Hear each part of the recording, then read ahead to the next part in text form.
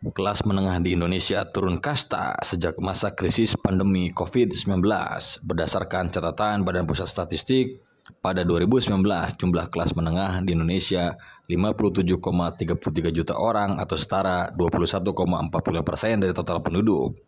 Lalu pada 2024 hanya tersisa 47,8 juta orang atau setara 17,13%.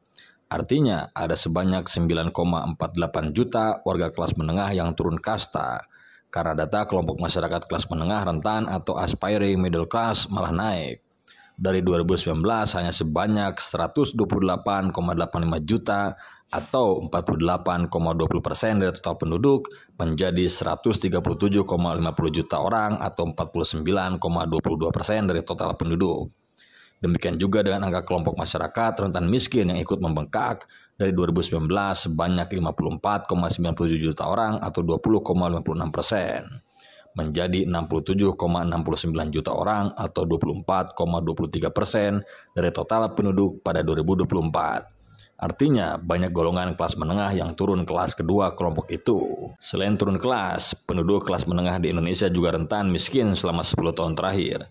Tercermin dari modus pengeluaran penduduk kelas menengah yang cenderung lebih dekat ke batas bawah pengelompokan dan semakin mendekat di batas bawahnya. Hal itu mengindikasikan kelompok kelas menengah akan lebih sulit untuk lompat menuju kelas atas dan rentan untuk jatuh ke kelompok aspiring middle class atau kelompok kelas menengah rentan, bahkan rentan miskin.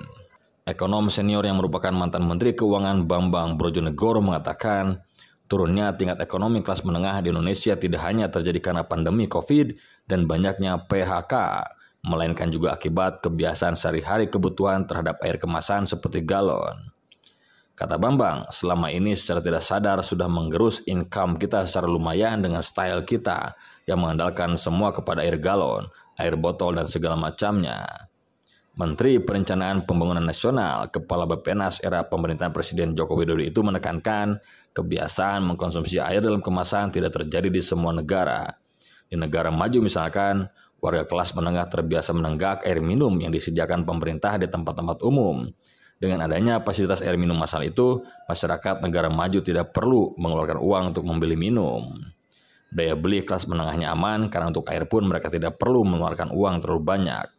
Meski begitu, Bambang mengatakan faktor kebutuhan air minum hanyalah satu dari banyak faktor lain yang menyebabkan banyak kelas menengah turun kasta ke kelas ekonomi yang lebih rendah. Dia menduga faktor utama tumbangnya kelas menengah adalah pandemi COVID.